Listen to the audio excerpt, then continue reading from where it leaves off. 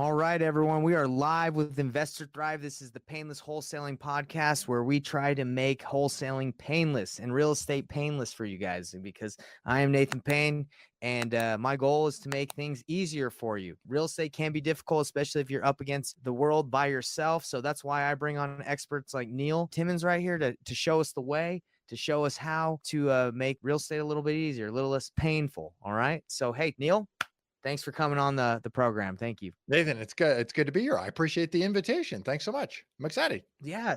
Yo, I'm excited to learn more from you. You had me on your podcast a little bit ago, and I appreciate that. So returning the favor, and that's what it's all about, networking and connecting, right? That's exactly right. And good. We had a great conversation when you were on. I know that's rolling out any day now. We may have just rolled it out. So I'm if your audience hasn't seen it, I know they should absolutely tune in. We'd had a great conversation and learned a lot about you and what you do. Exactly. So it's great. Yeah, I think you just rolled it out. I actually put it on my site where people could go check it out. So everybody, if you want to check out the conversation and Neil's his own podcast, it's Real Grit, right? Real Grit Podcast. That's exactly right. Yeah. You got it. Go check that out. I think the premise of your podcast is really cool, isn't it? To show people the real deal about real estate investing. It's a real deal, baby. You got it. Yeah, it's it's to pull back that iron curtain. There's so much of what we see, and Nathan, you've seen it, and we all see it from Facebook. It's not all about Lamborghinis, right? It's not all about. It takes real work, and we pull back that curtain and have real conversations with folks about what it takes to make it in this business. And I love that's what you do, right? That's what you're building your network, your group, your society, if you will, to make it easier, to make it less painful. Right. Because it can be, right? Like that's why For sure. That's why I do this, is because I think there's a lot of gurus, a lot of people out there, if they so-called gurus, that they portray this as it's an easy thing, right? You're exactly right, that it's somehow wave a magic wand and you get this whole thing. It can be real work, but by having conversations and from you showing somebody how to make it easier. And certainly I do that in the commercial side, show people how to make it a whole lot easier. So you didn't have to go through the trials and tribulations, the bumps and bruises that I had to go through to learn it the hard way, if you will. It can be easier, but yeah. That's awesome. And that's what I love about, connecting with you, Neil, and others. It's just like, look, we've been through there. So we're trying to show an easier path, right? Or not necessarily easier, but just try to take away the bumps and the bruises that maybe we had, and we don't want other people to face if they don't have to, right? Yeah, you're exactly right. You don't want to think about it. When I think about my kids, so I've got 3 kids, 16, 14, and 13. When I think about what they go through as a parent, I don't want them to have to experience any pain or any suffering that I know that they can avoid, right? So there are certain things that I teach them to shortcut or to totally eliminate those things. Same thing goes with investing. That's exactly what you're going through, and hopefully we can add some value to your folks today with the conversation we're going to have. And I can do the same for your audience. Well, I love it. All right, sounds good. So let's dive right in. So Neil, give us a short 30-second, maybe a minute, I guess summary of who you are for people that don't and maybe never seen or heard of you and they don't know you.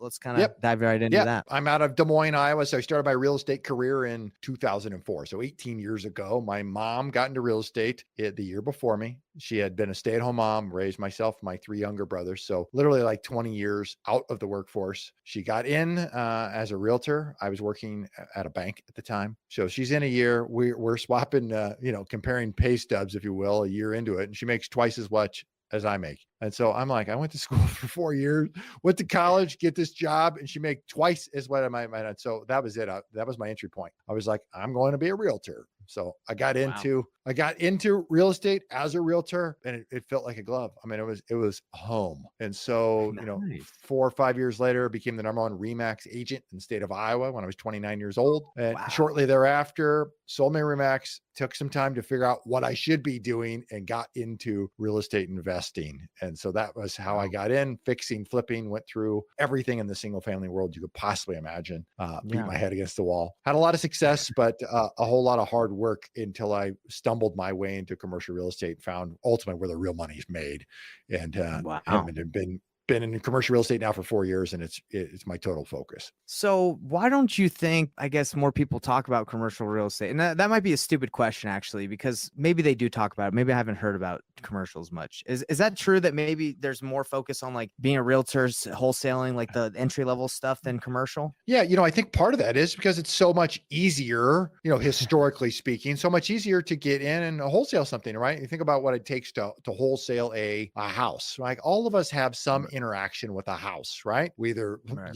grew up in one, have, even if you grew up in in an apartment, you clearly know what a house is, right? I mean, it's Yeah. just, it becomes more familiar versus how am I going to wholesale a 30-unit apartment complex or a, 10,000 square foot office building? Wholesales absolutely still take place in those environments. Yes. I just Yeah. think people's familiarity with those is not that significant. And so you just start with houses. The entry level is pretty darn simple. The conversation's pretty darn easy to Mhm. start. So Yeah. so that's it. You think it's more familiarity that breeds like people going into it instead of Sure. just jumping right into commercial where they're like, Yeah. look, I don't really know the first thing about an apartment complex or Yeah. office Yeah. space. Okay. Yeah, That I makes think that's sense. why, and it just becomes so much easier. And then, eventually at some point you go through and you graduate, if you will, out of the single Mhm. families when you start hitting a certain number of door count, or you just hit your head against the wall enough times to find the frustration and challenging For sure. and you've got a knowledge base under you to go, all right, well, it's time to let me start finding a way to add a zero to every deal I do. And how do you elevate up and out?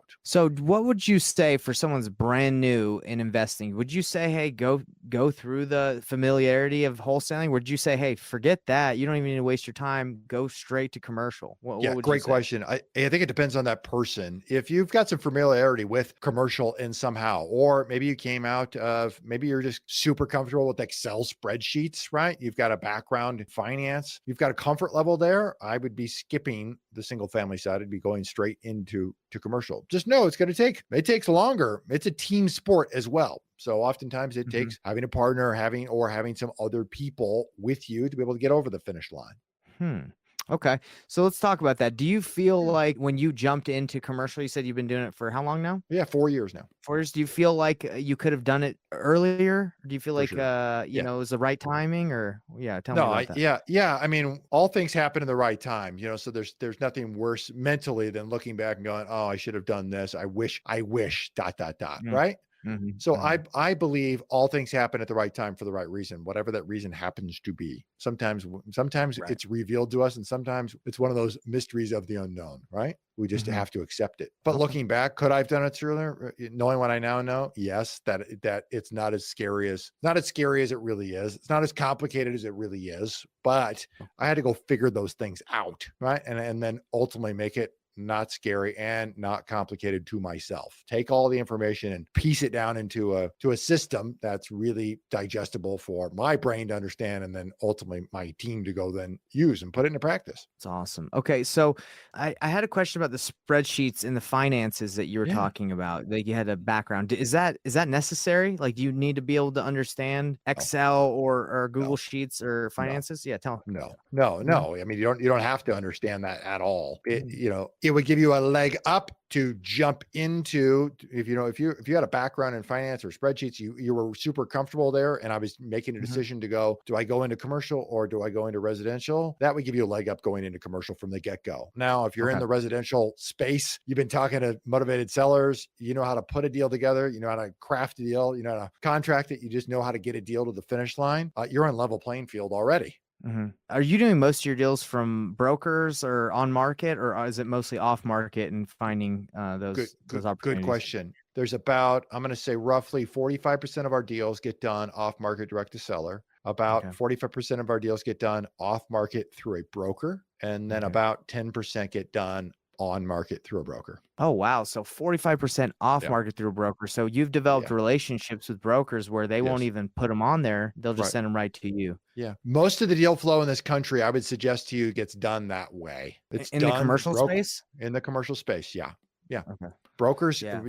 there's no like MLS of commercial brokerage. I mean, you have Crexi and you have LoopNet, but if you think about an MLS in residential, and listen, I'm still a real estate broker today, and so although I don't practice, we have a firm. We've got the MLS. We got the MLS in our backyard. It covers a specific geographic area, right? And people plug into it. Now, on the commercial side, commercial brokers do not list their properties there on that machine on the MLS. It does not occur, and so it is done through a network. Most of those deals done are either off-market broker working through their own buyer list, their own clientele, or they'll take it to market. You'll see it on Crexi or on LoopNet or on their own commercial websites, and they get done with other brokers, right? They network with other brokers and get deals done that way. So when you say that there's no MLS, is that true for the United States, or is that just true for Iowa? No, true for the United States. Yeah, there's no commercial MLS. You have the Wow. residential MLS, which the National Association of Realtors, right? Everybody comes through that umbrella, that vertical, if you will. It's all residential driven. Wow. But okay. I thought there commercial, was. Well, that's very interesting. Okay. So when they do put,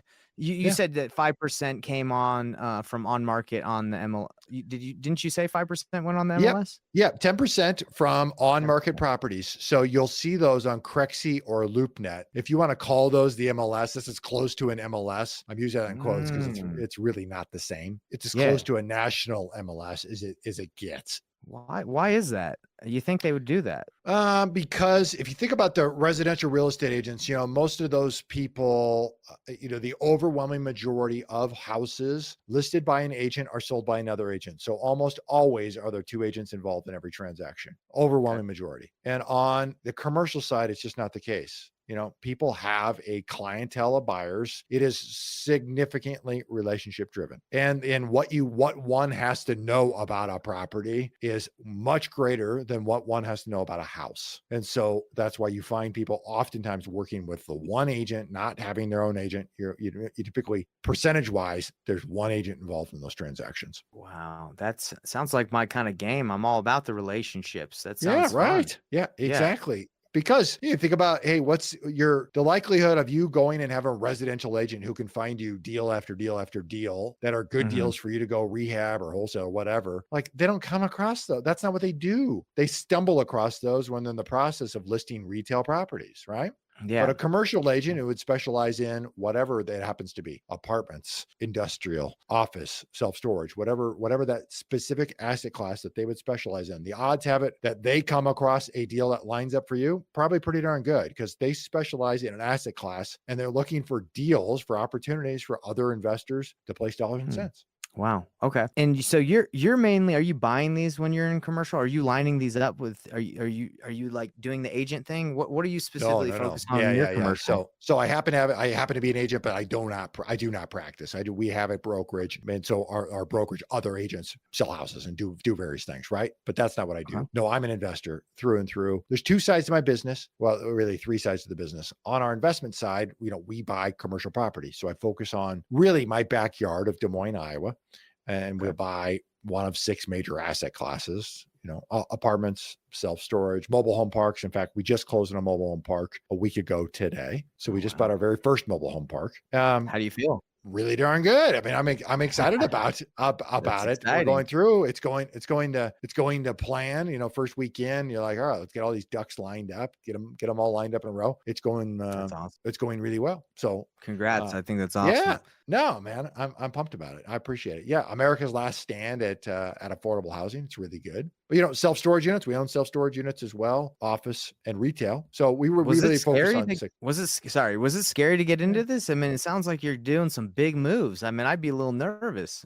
Good question. My first property into this was an 8-unit apartment. So, I'd been in houses. The other side of our business, the second side of our business is we still fix and flip. I'm not really involved in that, process wise. My team is. And so we still fix and flip. It's still bread and butter, knowing that the housing market in my backyard super well. And so that's what 4 years ago, that was my first step into it. I bought a distressed 8-unit apartment complex, still own it today. And to move out of single family into an 8-unit, it wasn't that big of a step. It wasn't that big of a leap for me. It wasn't that scary. Now, fast forward the next The next year, my second purchase was I'm rounding, say a 17,000 square foot industrial building in which the largest grocery chain in my city operates a bakery out of. Now that was Oh, different because it's different, totally different asset, different analysis. It took getting some understanding. And then from there, it just snowballed in terms of from there. I was like, all right, got a good grasp. Now what else? How else can we buy? Bought a wow. retail building and then have just snowballed in terms of what we bought. When you're buying these properties, are you usually buying them? Are they distressed themselves, like the properties, and you're rehabbing and getting them up, or is it the distressed seller who's like, "Hey, look, I'm just done," or what are you really finding when Yeah. you're trying to buy these? No, that's a great question. Yeah, we're trying to find what I call capital multiplier opportunities. And so what I mean by that is, yes, sometimes it's a distressed seller, but that's rare. The very first one I bought was a seller. He was not distressed. He was like emotionally distressed. So it owned the property for like ever. And like 9 inches of rain came through the city in about a 90-minute period. It was an eightplex and top down, four up, four down, and the bottom four had taken a lot of water. And so overnight, the 4 tenants moved out because the bottom 4 units took a lot of water. And so the bottom 4 tenants moved out and he was like, I'm done. And so at that point, I was dealing with an emotionally distressed seller, if you will. Yeah, not financially destroyed. Yeah. Owned it free and clear. Yeah. For years and years. Got it. And so at that point, went in and did that. Now, past that, what I'm looking for are capital multiplier opportunities. By that, I mean, how can we go in and invest, a little, meaning we buy, well, when I say a little, I mean, we buy a property, whatever the size it happens to be, we put a percentage of it down, right? We'll go get a loan, put a percentage down, and we'll make some tweaks to it. Can we increase the income? Sometimes yes, sometimes no. Sometimes you're in a lease that's multiple years long. That's not changing. Can we reduce the expenses? Oftentimes, yes is the answer. So cool. My goal is to increase income, reduce expenses so that the bottom line grows and we get a multiplier effect. No, I was just real quick. I had a question about reduce expenses. Like, what kind of expenses could you reduce on like a industrial giant building? Like, or is Depends. it Yeah, it depends. or? It depends on the property. That's a good question. Industrial is probably not the best example of our ability to reduce the expenses. Our intent there is to buy those just super well. But let's say for example, we bought a strip mall that had the income fixed, so I couldn't do anything with that, but the expenses could be. So renegotiate garbage contracts. So I'll give you an example of how we multiply the value of a property. I just renegotiated the garbage contract on the mobile home park we just bought. It took me, ready for this, Nathan? Took me 7 emails. I renegotiated the value of the price of our contract by about $3,300. Okay. And at an 8 cap. So we're actually have decided to resell this mobile home park, and I'll tell you why in a second. But at an 8 cap, it added just over $40,000 of value to the property. Wow. That's what I mean by a capital multiplier opportunity. We'd simply, in about 15 minutes and 7 emails, have increased the value of the property by $40,000. That is amazing. That's so cool. And that probably felt really good. Yeah, we're executing on that in a couple of different ways on that mobile home park. And in fact, we bought it a week ago today. It goes for sale tomorrow. Paid $552 for it. Again, I'm rounding. It goes for sale tomorrow at $1,131,000 because of the changes that we've made in the property already in a 7-day period. Right. There's some once you understand this, there's low-hanging fruit. Can anybody email the garbage company and ask for a new price? Like, that's easy, right? You didn't want to hop on a phone call. You just went easy with it and just sent an email. So simple. Awesome. I mean, anybody can do that, right? There's some low hanging fruit. And on this one, seriously low hanging fruit to be able to do. That is really awesome. I love that you're able to do that. And so let's talk about so you got mobile home parks, you got industrial units, multi-units. Man, it's just, you blew my mind a little bit with that one. I'm trying to understand that just off of something like that, you're able to increase the value that much. Now, are you buying these with cash most of the time? Are you getting funding? How does the funding work? It varies. Most of the time we're getting funding. Most of the time we're borrowing. Okay. Most of that, it's by preference to buy, own, and operate, keep a property. And the industrial buildings are perfect for that. So you asked a really good question, Nathan. You asked, how in the world, you got an industrial property, how can you reduce the expenses? And the answer is oftentimes you cannot, because we're in a triple net lease. And what I mean by that is that the tenant pays all the expenses. And so the rent we get is our net income, right? Expenses, there are no expenses. So what I'd love to be able to do is take a property like the mobile home park, which is more management intense than a industrial property, is to take a Mhm. mobile home park, to churn that into cash and then put that cash to work in an industrial setting where my management, my time, energy, effort is near zero on an annual basis. Wow. Do you usually try to do you try to get the seller when you're working with them off market to finance you if they own it Yeah. outright, or Yeah. do Yes. Yeah. Yes, that is the goal. Some okay, rarely we've been able to do it once. And I can okay, tell you about that deal. That was a really great deal. So yes, I would love to do it. I would love to tell you they all do it. So we've been able to yes, get it. yes, It's just not that often. And sometimes, why? Because they still owe on the property. They still owe a really good chunk. And sub twos in the commercial world don't look like anything look like sub twos in the residential world, because commercial loans and residential loans are not the same. The ability okay. to call a commercial loan is significant. So they just don't happen that often. Yeah, so if someone was thinking sub 2 was the play, then it's more difficult because of all the Yeah. qualifications, I guess, or they can call it due easier, They can more call it easily. due. And every year on a commercial loan, you have reporting requirements, meaning every year in all my commercial loans, I have to provide them tax returns. I have to Yeah, provide them a balance sheet. I got to provide them a whole bunch of information. So they see what's going on. And if you were to not send that because you did a sub two, they're going mhm. to go look at the transfer and go, all right, we're calling the loan due. You're They're done just for. they're just they're just on top of it versus on the Yeah. residential side, different story. So you asked a question. If you've got time, I'll be happy to give you another example on our self-storage I about how we love I did. love talking about this. I think this is Yeah. amazing. It's awesome. So did a self-storage deal with a partner. So the third piece of my business is, we have an education business where I teach and train people how to get into this industry. And so on occasion, I Perfect. partner, I buy a property with a partner in their market, their backyard. So Mhm. I bought a property with a partner, self-storage units, about 152 self-storage units out of Indiana and just outside of Indianapolis, a suburb there. That particular one, we ended up negotiating. It was a $1.4 million purchase. We negotiated a seller financing carryback of 1.2 million. So we put $200,000 down, Mhm. negotiated seller financing, interest only at 5%, Mhm. interest only financing 5% for 20 years, Nathan. Nice. 20 year, Nice. 20 year. So it's, and then I sweetened it up. We did a couple other things on top of this. It's non-recourse, of course, right? Mhm. Non-recourse. It's For the transferable. listeners Yeah. that might not know what that means, what do you mean by Yeah. non-recourse? Non-recourse means that if we default, right? Something happens, we can't pay for whatever reason, something it doesn't go well. And Mhm. we decide, hey, we're done. We give the property back. And Oh, our wow. Okay. $200,000 down payment, that's the only money they get. They don't get to ask for more money. Unlike a Gotcha. bank, you're going to go buy an industrial property, you're going to sign personal recourse, meaning if you default on this, they foreclose on this, they're coming after you. Gotcha. Yeah. Like that's is that a same thing as a personal Personal guarantee. guarantee? You got it. Okay. Yeah, Got you it. got it. Got it. All right. So 1.2 million non-recourse, and I made it transferable, which means this, Nathan. We sell the property, we get this thing up, sell the property at profit. We can move that debt to another property. Wow. So I can take that $1.2 million, say we, make up a number. We sell it for 1.5. We're going to get $300,000 in cash at closing. Great. I can then take Okay. that $1.2 million debt. I can go buy another property and take that Wow. debt with us. How were you able was that something you had to agree with the seller to be able to do? Exactly. To take Yep. was to take his debt? Is that right? Yeah, to take the debt. Yeah, to take the note, the money we owe him, right? Because what he became super interested in is he wanted cash flow, not cash now. Okay. He loved the idea of, hey, I have a property that I know, like, and trust. I know that property. I'm comfortable with that property, the self-storage unit, and Mhm. I know it cash flow. I know this thing works. So if you want to give me 5% interest only, and you want to do it for 20 years, that sounds great to me. I'll just live off that cash flow.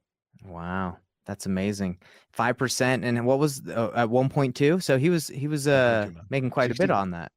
yeah. So now he's making 60 grand a year, right? 60 grand a year Yeah. on interest. And he's thinking, oh man, I get paid off $1.2 million in 20 years. I get a giant payday. Nathan, what have we Mhm. seen in the last 12 months when it comes to inflation? Prices going up. Prices going up like crazy. So a dollar today is not worth a dollar a year from now, and it wasn't worth a dollar a year ago, right? Mhm. So $1.2 million.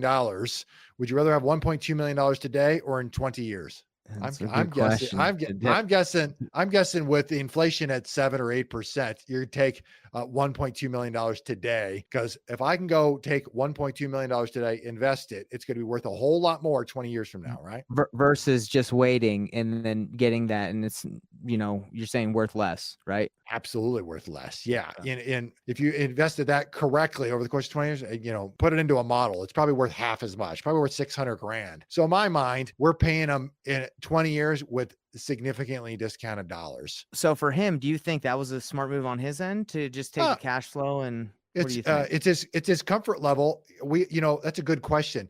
Everybody always asks, when somebody sells a property, when somebody buys a property, in his mind, I think he felt like he got a really good deal. And that's Right. great because that's exactly what he wanted, right? He wanted cash flow and he's Yeah. comfortable with it. That's terrific. I'm viewing this from a very different perspective. His perspective is I want to go sail and I want cash flow. Well, it's terrific. He won in that scenario. I am the investor. I'm not interested in sailing. I'm not interested in the cash flow from a sale of a property. I'm interested in buying a property to be able to get a higher rate of return, to have a capital multiplier property where I can invest a little and I can get a whole lot back because we got our money compounded. And I think I in that love it. scenario, it becomes a win-win for both of us. I love it. And that's what it's all about, right? It's finding opportunities where everybody feels good about it. So Correct. everyone can walk away. So you're not necessarily looking for, did you say you don't really care too much about the cash flow, like making a certain amount, but you want, is that what you said? Just Yeah, that, in so I that can understand? scenario, I was trying to distinction between his cash flow. That's all he cared about. And ours, I'm not interested in sitting on a beach and cashing checks. I'm interested in Mhm. buying a deal, right? That Mhm. does produce us cash flow. That produces us a Of course. high rate of return. Yeah, because I think sometimes I've heard of investors that like purchase properties to avoid taxes, and I don't know if like you take on deals that don't cash flow, or maybe you're losing money in order to just like help with taxes. I don't know too much about that Yeah. stuff. That's a little above Yeah. me, but I just didn't Yeah. know if you look at deals like that and you're like, this isn't a good deal, but it would help me out. The Yeah, old I saying don't is know. cash is king. And I think the correct saying is cash flow is king. The ability Mhm. for a property to properly cash flow, for you to pay your debt and you to pay your investor or yourself back and or just pay yourself on an ongoing basis. I think that's key. I don't ever buy anything. In my mind, those tax benefits are a cherry on top. They don't make the Okay. deal. They just make the deal better. All right. So you're not really buying for that reason. It's got a cash flow. It's Got gotta it. cash. So yeah. For me, it's never made sense to just chase that tax benefit because if something has a negative cash flow to it, in my opinion, one's speculating. It Yeah. just doesn't make sense. Well, without doing deals like you have in this commercial space, my concern in doing this would be like, what if I bought a strip mall and then nobody wanted to go to that area anymore? Would I be stuck with a property that I can't, nobody wants to pay rent on? Like, have you had that thought too? Like, do you do a ton of research to be like, no, this is a good area? Like, tell me Yeah. about that. Yeah, absolutely. Yes. No, you'd want to do research. Yes. Now, I mean, think about a house. If you buy a house to rent it, most people don't have a thought like, what happens if nobody wants to rent it? Now, what Mhm. happens, right? There's some percentage of vacancy, right? 2, 3, 4, 5, 6, 7%, depending where you are. Some markets it's higher. That means, every so often it's going to be vacant for a period of time. Well, the same's true in commercial. So how do we minimize that? Go and understand the market, do a deep dive, have a clear understanding of what the vacancy looks like, and we budget for that. I put a line item in there to specifically budget for vacancy, knowing that sooner or later, any property that we have is going to be vacant for a period of time. Oh, okay. So you put that inside. Yeah. Yeah, Okay. That makes it absolutely. just like a normal. Yeah. Just Like imagine a budgeting normal for property. your roof to go bad or your furnace to go bad, right? Yeah. Or Yeah. you're gonna have to pay your debt. I budget for that too. Budgeting for the fact that it's gonna go vacant, same thing. I love it, man. This sounds awesome. I mean, I haven't really dived into the world of commercial because I just went right into Well, wholesaling, right? Single family. it feels so scary, so overwhelming. It's hard to understand. It can be quite intimidating. The world, the verbiage that one uses, the lingo that one uses, it can be a lot. It can be too much to take in. And so, you Right. know, what I've done is we created our education program this year to help folks, give a lot away for free for them to Mhm. have an understanding of how do I even get into this? How do I break into the commercial real estate industry? How do I just get my first building or my next building, whatever that building happens to be? And so, I'd be happy to give, if folks want it, I'd be happy to give them away a free resource so they can understand it. How do you get rich in 100%. this? Yeah, man. How do you get rich in this? What I call the 20X niche. And what I mean by that is, for us, the average house in this country cash flows $150 a month as a rental house. For us, our line is $3,000 a month. I don't buy a property unless the cash flows at least $3,000 a month, 20 times that of a single family house. So getting rich in the 20X niche, you guys can get the free report. I wrote this piece. So let me give it to you. It's the website is legacyimpactpartners.com/gift, GIFT. Legacy Give me that. Impact Legacy. I'm actually writing it down. Legacy Impact Partners.com. Okay. Yeah, /gift, GIFT. And I'll throw it in there, see if it came across that chat for you there. Yeah, I actually did. So I got it scrolling across the bottom here, if you There can you go. see that. So tell me, what is this that you're giving out? If this is a way to, go ahead. Yeah, getting rich in the 20X next. I'm ultimately, I call it the capital multiplier property, secrets revealed. Just to give you a deep dive understanding about how do you get into this industry, how do you break in, and how do you take advantage of these types of deals, and get that free report. We do some free classes every so often. I know we're going to have one coming up in January. Registration's not open yet, but certainly if you get that free report, you'll be on the email list. And when we get that free class that's opening, that'll open up here in the coming weeks, I'll make sure I email you guys so you guys know it's available and you can take advantage of it. Totally free. So you guys can get a really good understanding about what this is. And then in the free class, actually how to do it. Because I will give away actual resources to actually be able to do it. So let me ask you this. So with this information, you think someone like going to this site, I haven't gone there yet, but you think they could start taking a little bit of action? Yeah, I think you can definitely take some action. I think the report will give you a really good understanding. You'll have some ability to take action, yes, but I think the class that's coming up with certainty, because I've done it multiple times here this year. I know with certainty that piece will get you right on the perfect track to take action. This will get you a better understanding to go, hey, maybe is this for me? Is this something that even gets me excited about it? Because if you don't get excited about it, it's not for you, right? Because we only do things that we get excited about. Right? That's right. We plug into it, right? So that'll get you better understanding. Do you wholesale a lot of your commercial properties you get under contract, or you just like to take them down if they're a good deal? Great question. I'm going in my memory bank. We have double closed. We double closed an apartment, 2 apartments this year.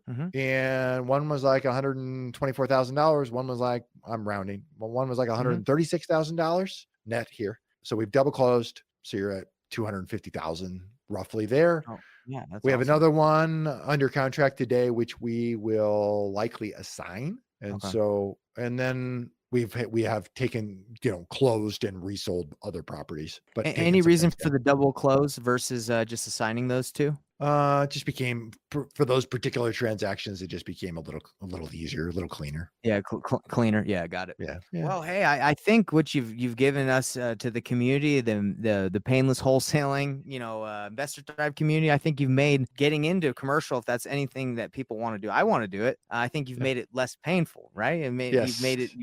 You've helped us out. Me being in this industry for like 4 years, that's how long I've started, and I have no idea. So you've taught me a lot today. And that's awesome. I appreciate it. It's great, man. Hopefully I appreciate that. Hopefully I was able to add some value to your folks here. And I love what you do, man. Your ability to do this, to share with the world, and make things easier. Dude, it's great. So keep up the good work. That's the goal. That's what we're here for. Well, hey, I appreciate your time, and I'd love to have you back in the future. I think anybody that needs to reach out to you, what would be the best way to get to you? Is it the website and they can contact you from there, or what's the best way that they can reach out? Just get me on. That's definitely get on there, because you'll get on an email list, and then that way, that's how we'll get you emailed out when we open up registration for the free masterclass that's coming up here in January. But if you want to hit me up on Facebook, and that's probably the absolute best way. That's probably the social network I'm most active on. Perfect. All right. Well, it sounds like you're a great resource for commercial. Now, this is the last thing I wanted to ask you. So when we talk about commercial, is commercial like an umbrella? Does it like cover multi-unit, industrial? Does it cover everything? Because sometimes when Everything. I kind of Yeah. separate multifamily, but it Yeah. sounds like Yeah. commercial and multifamily are Commer together. yeah, commercial is all encompassing. It is everything, relative to multi doors. It's 5 doors up gets classified as commercial. And then what do I focus on is really the 6 major asset classes inside of commercial.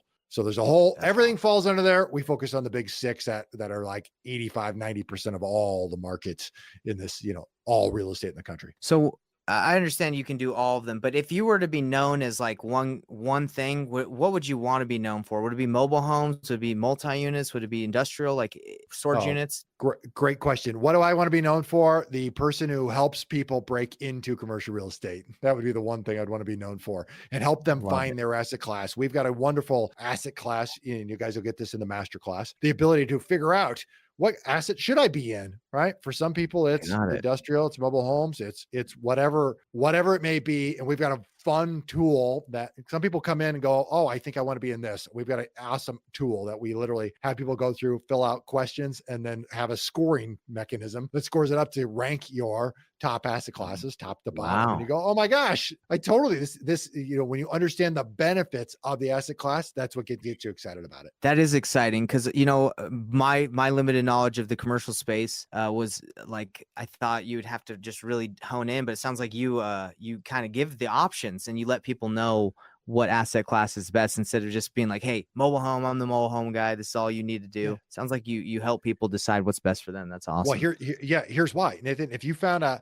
house, a townhome, a piece of land that was a deal, would you buy it? Yeah, of course. Well, so a mobile home park, self-storage unit, office building. If it's a deal, I want to buy it. I'm in Des Moines, Iowa. It's 500,000 people, plus or minus. My comfort level is my backyard.